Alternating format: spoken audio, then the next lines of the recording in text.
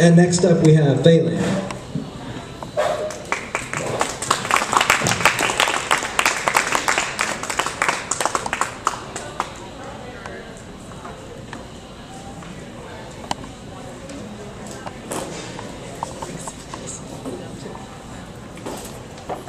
Hello.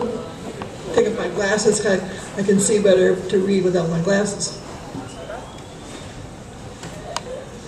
Okay, this book called Genderquake is a book of poetry written by Joelle Ruby Ryan, and I'll describe what it says about her. First of all, it says Genderquake is a book of revolutionary poems that explores what it means to be a transgendered individual in America. Joelle Ruby Ryan, a self-styled 6'6" transgender warrior, bears her soul in destruction of poems, which is at times humorous, poignant, searing, and deeply passionate. Joelle Ruby Ryan changed our life. Errol and I met Joelle Ruby Ryan about 5 years ago, and basically she changed our lives. She received her doctorate in August. She's now back in New Hampshire. We miss her very much. So I wanted to honor her by reading a poem tonight by her. Next week is Transgender Awareness Week, and there will be a day of remembrance for people who have been killed and committed suicide, people who have passed away, who were transgender individuals. So I'm reading this to honor our friend, Joelle Ruby Ryan.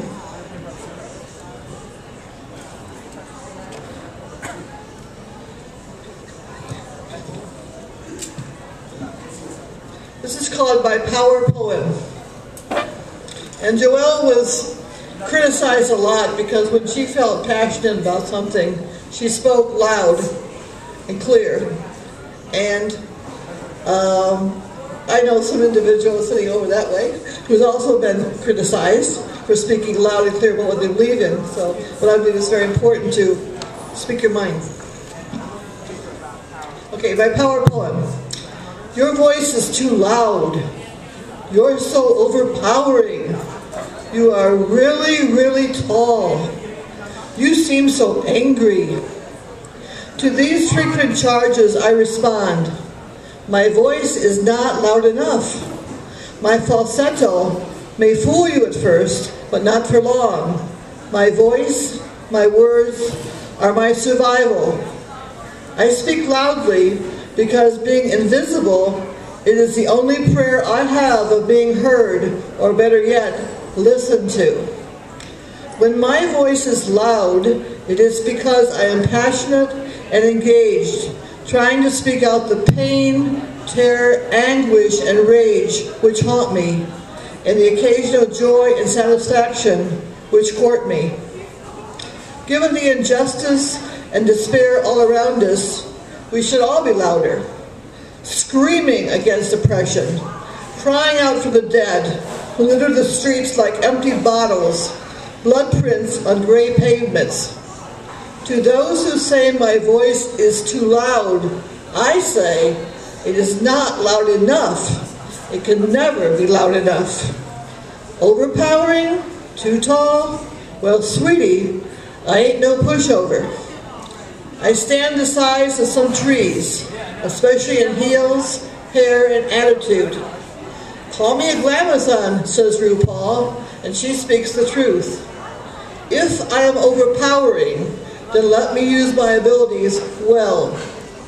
Let me overpower you with knowledge, magic, justice, kindness, righteousness, and hope.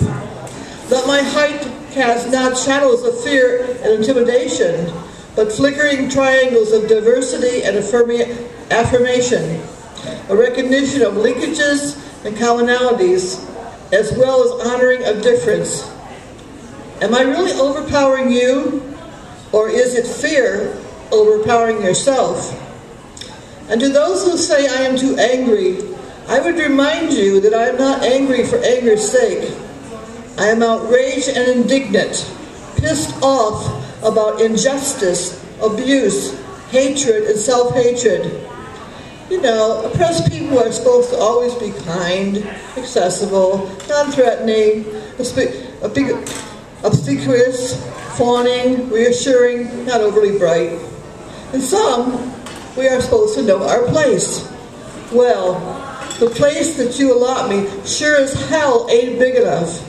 And the limited feelings you allow me aren't vast enough.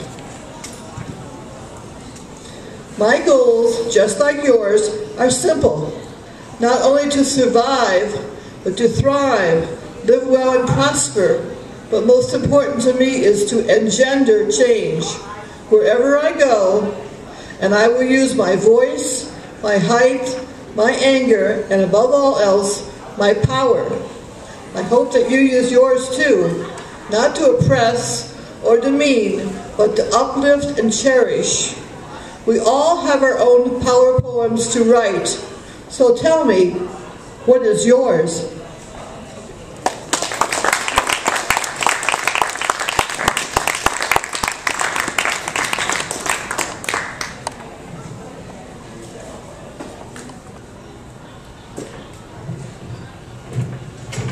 Okay, so there's only 2 more people signed up, so the sign-up sheet is right there in the middle of the table, so if you want to read something, sign up. And next up we have Reese.